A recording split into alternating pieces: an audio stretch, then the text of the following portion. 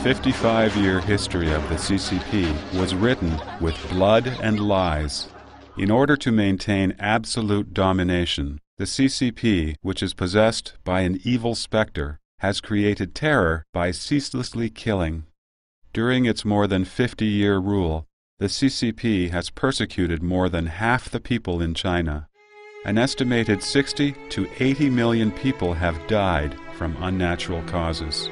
This number exceeds the total number of deaths in both world wars combined, and also exceeds the total number of unnatural deaths in every dynasty since the beginning of Chinese history. Behind the CCP slaughters lie a supporting ideology and some practical requirements. Ideologically, the CCP believes in the dictatorship of the proletariat and continuous revolution under the dictatorship of the proletariat. Therefore, after the CCP took over in China, it killed the landowners to resolve problems with production relationships in rural areas. It killed the capitalists to reach the goal of commercial and industrial reform and to solve the issue of so-called production relationships in the cities. Similarly, solving the problems related to the superstructure also called for slaughter. The suppressions of the Hu-Feng anti-party group and the anti-rightists movement eliminated the intellectuals. The mass murders during the Cultural Revolution established the CCP's absolute leadership. The 1989 Tiananmen Square massacre was used to prevent political crisis and to squelch demands for democracy. The persecution of Falun Gong is meant to resolve the problem of having people with traditional beliefs and who practice Qigong. These actions were all necessary for the CCP to strengthen its power and maintain its rule in the face of continual financial crisis, political crisis, and crisis of belief. Except for the Falun Gong issue, almost all the foregoing political movements were utilized to revive the evil specter of the CCP and incite its desire for revolution. The CCP also used these political movements to test CCP members, eliminating those who did not meet the party's requirements. Killing was also necessary for practical reasons.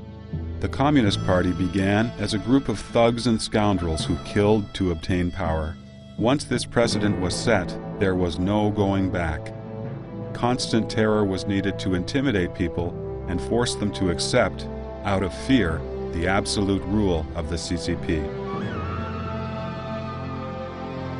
On the surface, it may appear that the CCP was forced to kill, and that various incidents just happened to irritate the CCP evil specter and accidentally trigger the CCP killing mechanism. In truth, these incidents serve to disguise the party's need to kill. Periodic killing is required by the CCP. Without these painful lessons, people might begin to think the CCP was improving and start to demand democracy, just as the idealistic students in the 1989 democracy movement did. Recurring slaughter every 7 or 8 years serves to refresh people's memory of terror and to warn the younger generation that whoever works against the CCP, whoever wants to challenge the CCP's absolute leadership, or whoever attempts to tell the truth about Chinese history, anyone who does these things will get a taste of the iron fist of the dictatorship of the proletariat. Killing has become one of the most essential ways for the CCP to maintain power. With the escalation of its bloody debts, laying down its butcher knife would encourage people to take vengeance for the party's criminal acts. Therefore, the CCP not only needed to conduct widespread and thorough killing, but the slaughter also had to be done in a most brutal fashion to effectively intimidate the populace, especially early on when the CCP was establishing its rule. Since the purpose of the killing was to instill great terror, the CCP selected targets for destruction arbitrarily and irrationally. And in each of these so-called political movements, the CCP used the strategy of genocide.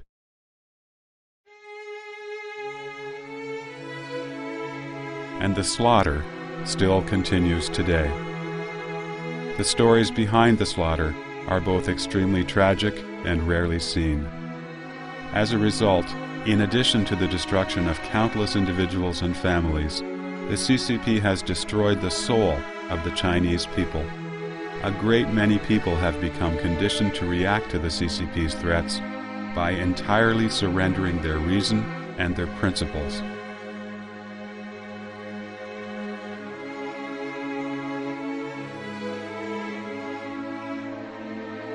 In a sense, these people's souls have died. Something more frightening even than physical death. In past dynasties, the emperors granted amnesty to the entire country after they were crowned. On the other hand, before Mao Zedong established the PRC, he wrote the following: "We definitely do not apply a policy of benevolence toward reactionaries and the reactionary activities of the reactionary classes." Before the CCP was in power, it had already made up its mind to act tyrannically. It called itself the People's Democratic Dictatorship.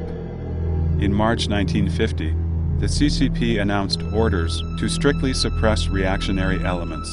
It must be pointed out that the CCP did not suppress reactionary behaviors, just the people that they labeled as reactionaries. If one had simply enlisted in the KMT army, even without doing the slightest thing political after the CCP gained power, this person would still be killed because of his so-called reactionary history. In February 1951, the Central CCP said that except for Zhejiang Province and Southern Anhui Province, other areas which are not killing enough should continue to arrest and kill a large number and should not stop too soon. Mao even recommended the following: in rural areas, there should be more than 1 in every 1,000 of the total population killed. In the cities, it should be less than 1 for every 1,000. The population of China at that time was approximately 600 million people.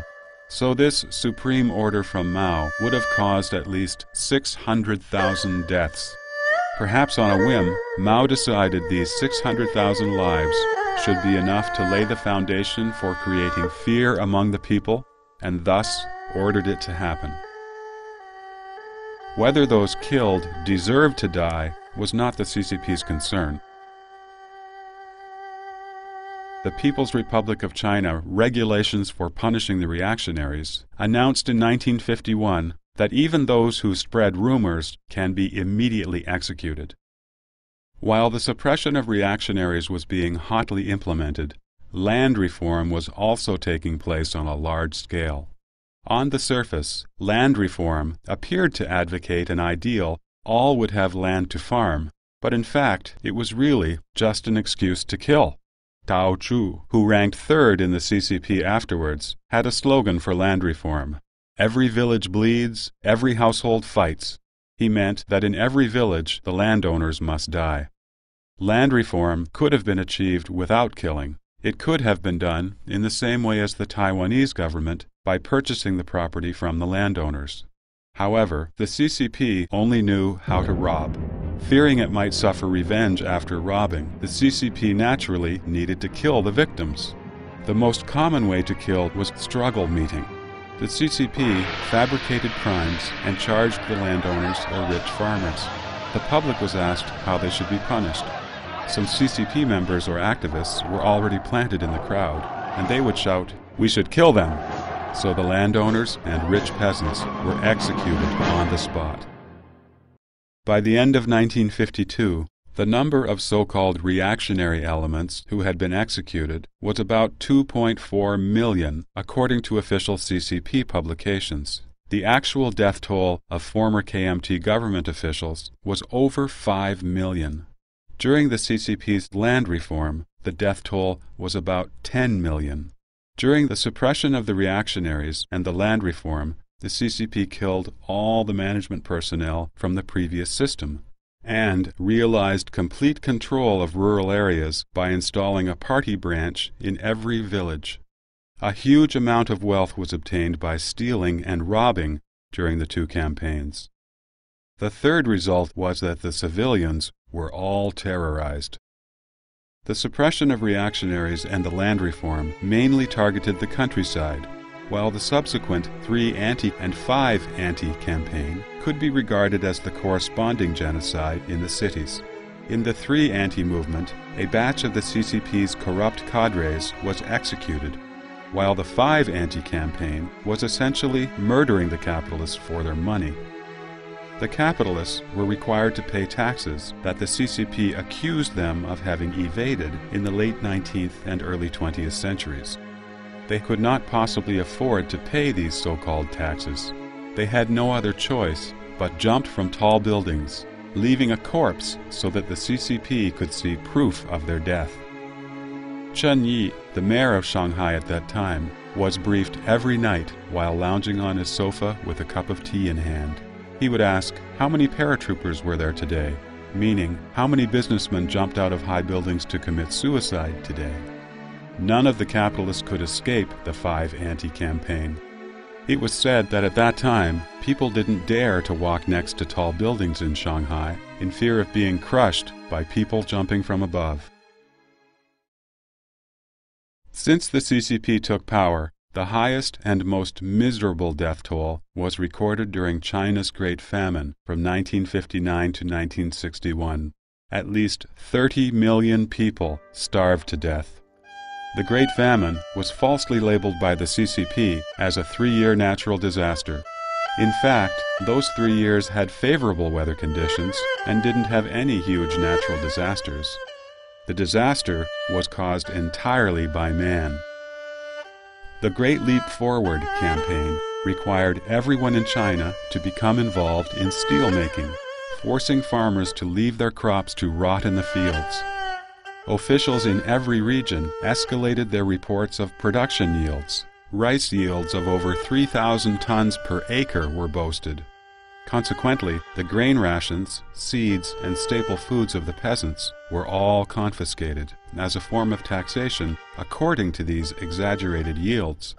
He Yiran, first secretary of the party committee of Liuzhou Prefecture, said that the Liuzhou area must strive to get first place in the competition for highest yield, no matter how many local people would die as a result. In some areas, the government even issued orders forbidding cooking to thereby prevent the peasants from eating their crops. Many peasants did not even dare to cook the food they found growing in the wild and died of starvation. In the book Historical Records of the People's Republic of China, published in 1994, it states, the number of unnatural deaths and reduced births from 1959 to 1961 is estimated at about 40 million. This is likely to be the world's greatest famine in this century. In this report, unnatural deaths and reduced birth population actually represents the number of people starved to death. Historically, in times of famine, the government would provide rice porridge. They would distribute the crops and allow victims to flee from famine-stricken areas. The CCP, however, regarded fleeing from the famine as a disgrace to the party's prestige and ordered militiamen to block roadways to prevent the victims from escaping the famine. When the peasants were so hungry as to snatch grain from grain depots, the CCP ordered shooting at the crowd and labeled those killed as counter-revolutionary elements. A great number of peasants were starved to death in many provinces, including Gansu, Shandong, Henan, Anhui, and Guangxi. The hungry peasants were forced to take part in irrigation work and steel-making. Many dropped to the ground while working and never got up again. At the end, those who survived had no strength to bury the dead. Many villages died out completely. In the most serious famines in China's history prior to the CCP, there were cases in which families exchanged one another's children to eat, but nobody ever ate his own children. Under the CCP reign, however, people were driven to eat those who died, cannibalize those who fled from other regions, and even kill and eat their own children. The writer Sha Qing depicted this scene in a book, An Obscure Land of Bayou. In a peasant's family, a father was left with only his son and daughter during the Great Famine. One day, the daughter was driven out of the house by her father. When she came back, she could not find her younger brother, but saw white oil floating in the cauldron and a pile of bones next to the stove. Several days later, the father added more water to the pot and called his daughter to come closer. The girl was frightened and pleaded with her father from outside the door. "Daddy, please don't eat me. I can collect firewood and cook food for you. If you eat me, nobody else will do this for you." The final extent and number of tragedies like this is unknown. But we do know that the CCP cadres at different levels, the ones directly responsible for these tragedies, had resisted telling the truth in the face of tens of millions starving to death. As a result, they passed the CCP's test. After the Great Famine, the responsible provincial officials merely participated in the formality of self-criticism. Li Jinchuan, the CCP secretary for Sichuan province, where millions of people died from starvation, was promoted. Yet the CCP misrepresented these people as being worthy of noble honor, claiming that the CCP was leading people to bravely fight the natural disasters and continued to tout itself as great, glorious, and correct. Everything the CCP does serves only one purpose: gaining and maintaining power. Killing is a very important way for the CCP to maintain its power. The more people killed and the crueler the killings, the greater the ability to terrify. In his book, The Enemy Within, Father Raymond J. de Jager relates the killing stories he witnessed in North China during the Sino-Japanese War. One day, the CCP required everyone to go to the square in the village. Teachers led the children to the square from school to watch the killing of 13 patriotic young men. After announcing the fabricated charges against the victims, the CCP ordered the horrified teacher to lead the children to sing patriotic songs while gesturing the executioner to begin. The executioner was a fierce, robust young communist soldier with strong arms. The soldier went behind the first victim, quickly raised a big sharp knife, and struck downwards, and the first head fell to the ground. Blood sprayed out like a fountain as the head rolled on the ground. The children's hysterical singing turned into chaotic screaming and crying. The teacher kept the beat, trying to keep the songs going. The executioner chopped 13 times, and 13 heads fell to the ground. After that, many communist soldiers came over, cut open the victims' chests, and took out their hearts for a feast. All the brutality was done in front of the children.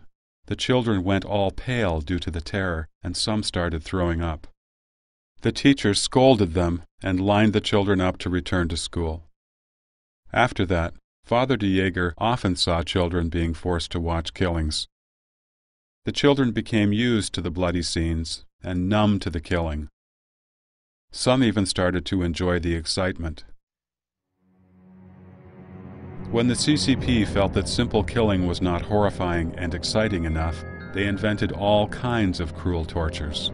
For example, forcing someone to swallow a large amount of salt without letting him drink any water. The victim would suffer until he died of thirst. Or stripping someone naked and forcing him to roll on broken glass. Or cutting a hole in the frozen river in the winter and throwing the victim into the hole. The victim would either freeze to death or drown. Father de Jager's book also told stories like the following one. A CCP member in Shanxi province invented a terrible torture. One day when he was wandering in the city, he stopped in front of a restaurant and stared at a big boiling vat. Later, he purchased several giant vats and immediately arrested some people who were against the Communist Party.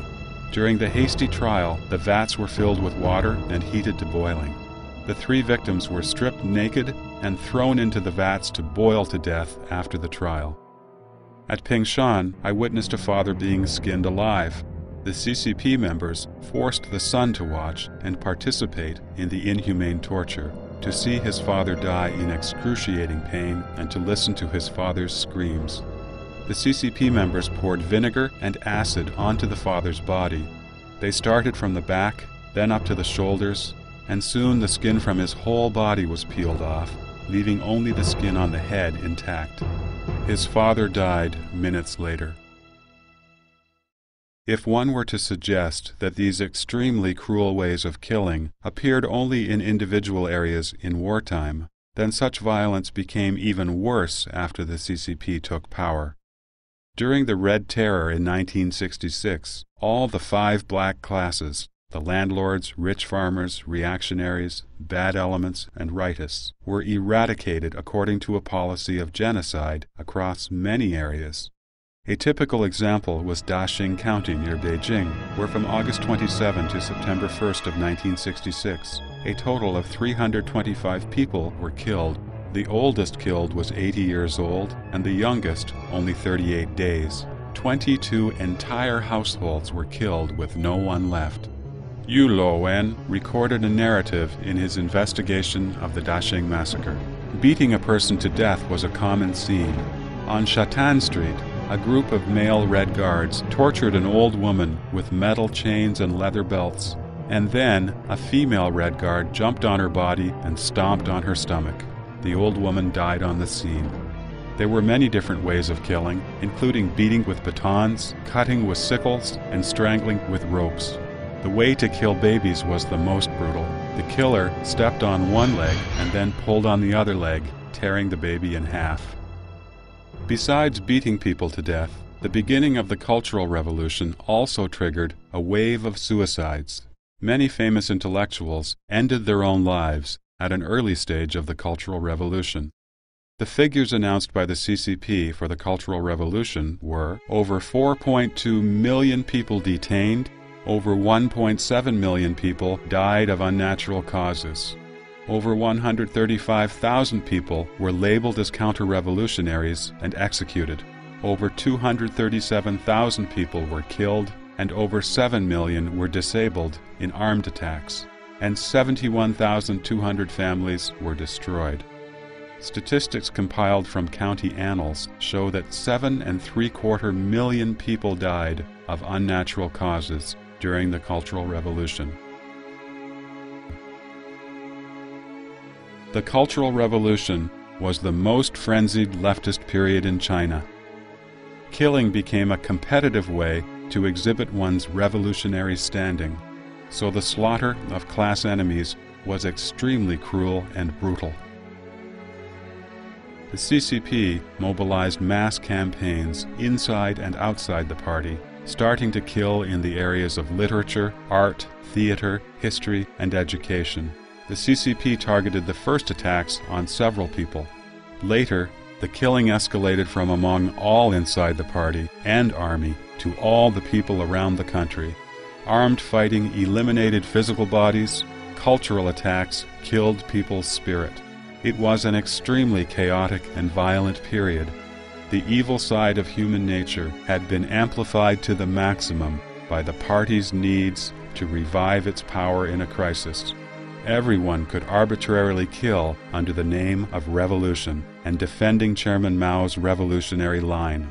The Cultural Revolution was an unprecedented nationwide exercise of eliminating human nature.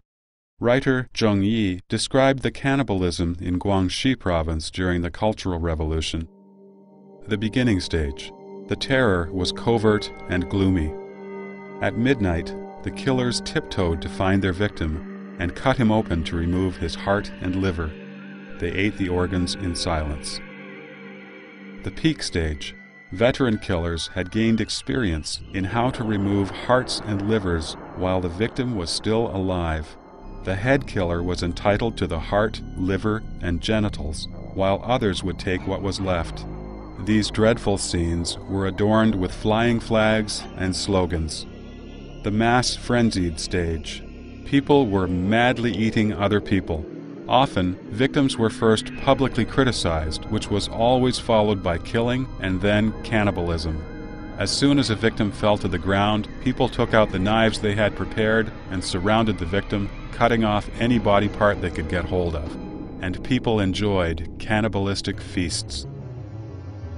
Do not mistakenly think that such a festival of cannibalism was purely an unorganized behavior of the people. The CCP was a totalitarian organization controlling every single cell of the society. Without the CCP's encouragement and manipulation, the cannibalism movement could not have happened at all. A song written by the CCP in praise of itself says, "The old society turned humans into ghosts. The new society turned ghosts into humans." However, these killings and cannibalistic feasts tell us that the CCP could turn a human being into a monster or a devil, because the CCP itself is crueler than any monster or devil. Family is the basic unit of the Chinese society. It is also the traditional culture's last defense against the party culture. That is why damage to the family is the cruelest in the CCP's history of killing. Because the CCP monopolizes all social resources, when a person is classified as being on the opposing side of the dictatorship, he or she will immediately face a crisis in livelihood, be accused by everyone in society, and stripped of his or her dignity. Because they are treated unjustly, the family is the only safe haven for these innocent people to be consoled. But the CCP policy of implication kept family members from comforting each other. Otherwise, they too risked being labeled opponents of the dictatorship. Family members' betrayal, reporting on, publicly criticizing, or denouncing them, is the last straw that breaks their spirit. Many people have committed suicide as a result. In all previous political movements, over half of the Chinese population has been persecuted by the CCP, and the number of families destroyed by the CCP is estimated to be over 100 million. One person died and the family was broken. Father and son, mother and daughter were forced to renounce their relationships. Some were disabled, some went crazy, and some died young because of serious illness brought about by torture.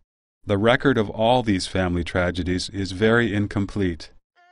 Zhang Zhixin's daughter, Linlin, recalled that in the early spring of 1975, when she was in a so-called study session for the families of death row inmates, a person from Shenyang court said loudly, "Your mother is a real die-hard counter-revolutionary. She is against our great leader, Chairman Mao. If she is executed, what will your attitude be?" My heart was broken, but I pretended to be calm, trying hard to keep my tears from falling. My father told me that we could not cry in front of others, otherwise we had no way to renounce our relationship with my mother. Father answered for me, "If this is the case, the government is free to do what it deems necessary." The person from court asked again, "Will you collect her body if she is executed? Her belongings in prison?" Father answered, "We don't need anything." Staggering along, we walked home against the howling snowstorm. Father gently opened the suitcase we brought from our old home in Shenyang and took out our mother's photo. He looked at it and could not hold back his tears. I put my head into Father's arms and started crying loudly. Father patted me and said, "Don't do that, sweetheart. We cannot let the neighbors hear it." Father held my brother and me tightly in his arms. We shed many tears that night, but we could not cry freely.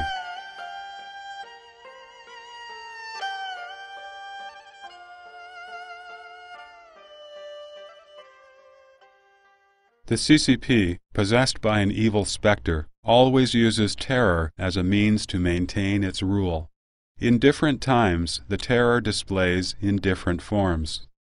Therefore, killing is one of the methods the CCP uses to govern its terror-based regime. When people lack a strong sense of fear, the CCP could kill more to increase their sense of terror. When people are already fearful, killing a few could maintain the sense of terror.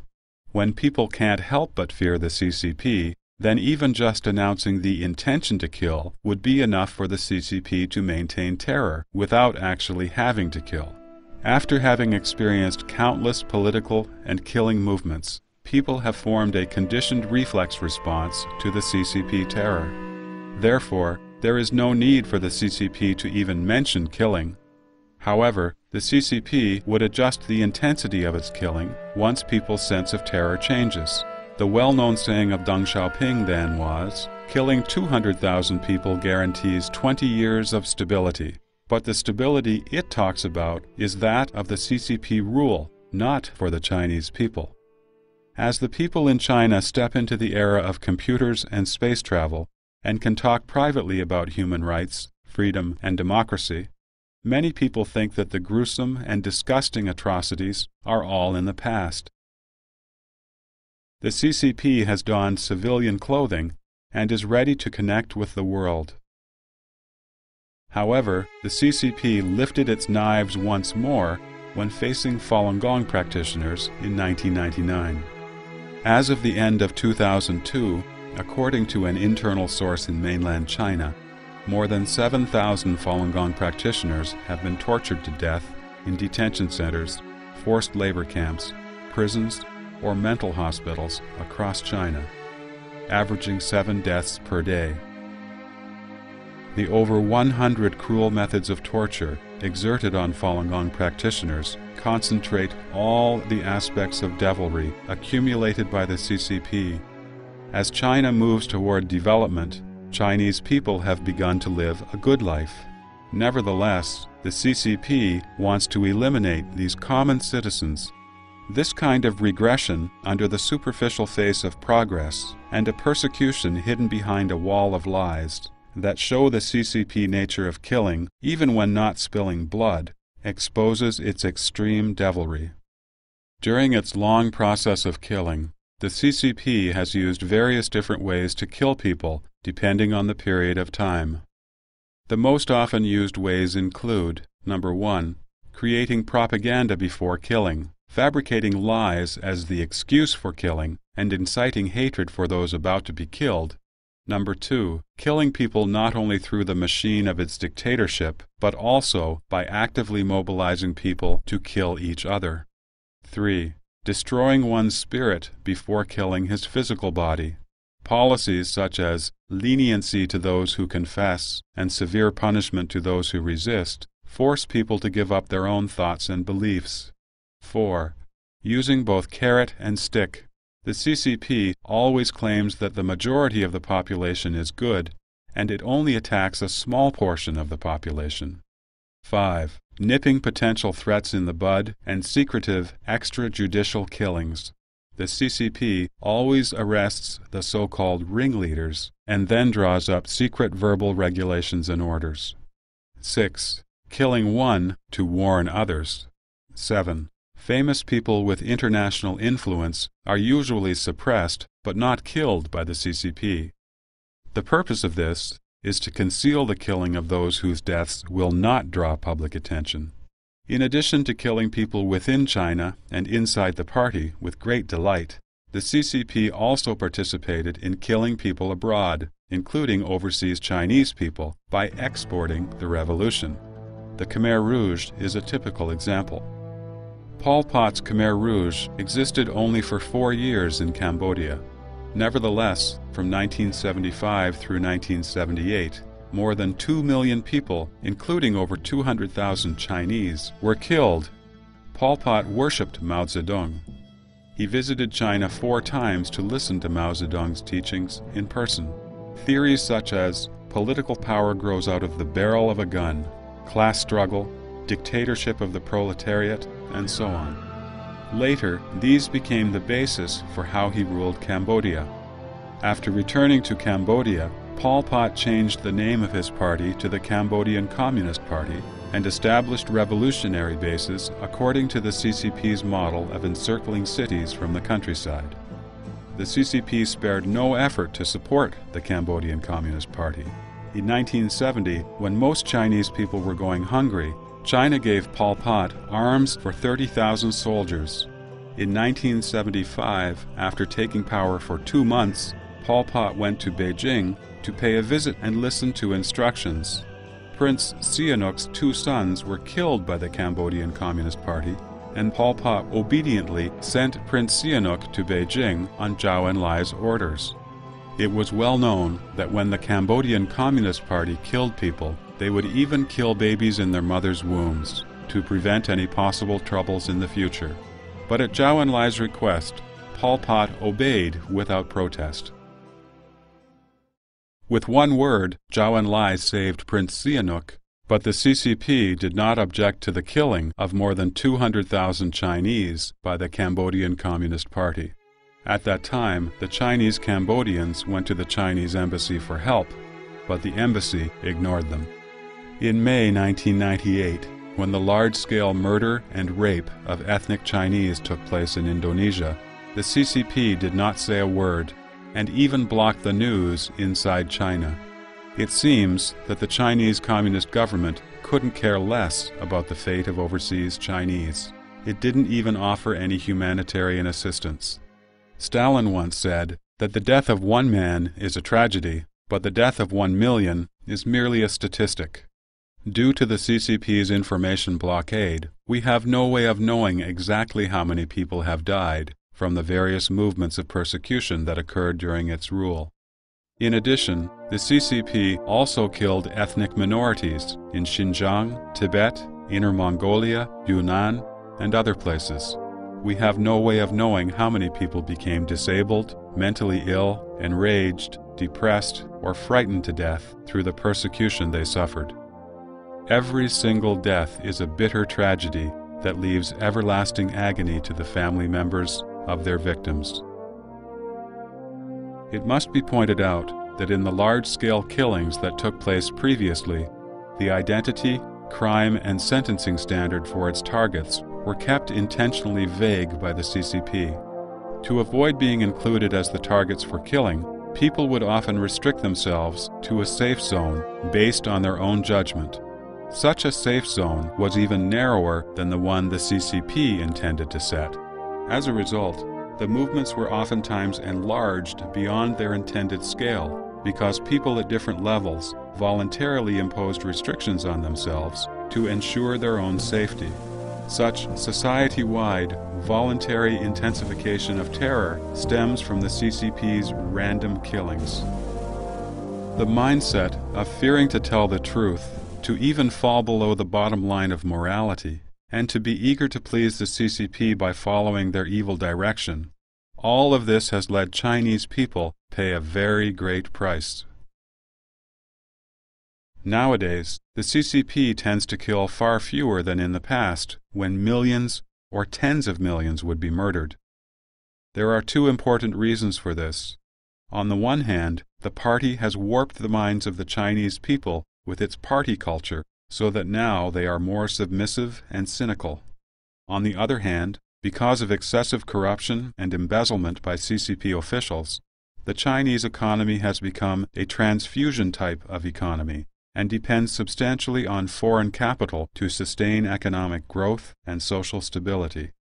The CCP vividly remembers the economic sanctions that followed the Tiananmen Square massacre and knows that open killing would result in a withdrawal of foreign capital that would endanger its totalitarian regime. Nevertheless, the CCP has never given up slaughtering behind the scenes. In its long history of killing, the CCP has metamorphosed into a depraved serial killer. In the meantime, it has been alienating Chinese people's souls. As a result, people learn to ignore others' lives and agonies, and have become accustomed and numb to all kinds of inhuman atrocities, treating the lucky escape of atrocities to be the most rejoicing thing. In this way, by depending on brutal persecution, the CCP has been able to maintain its rule. Today, the compounded bloody debts of the CCP have made a benevolent solution impossible. It can only rely on intense pressure and totalitarian rule to maintain its existence until its final moment. The CCP's bloodthirsty nature has never changed. It will be even less likely to change in the future.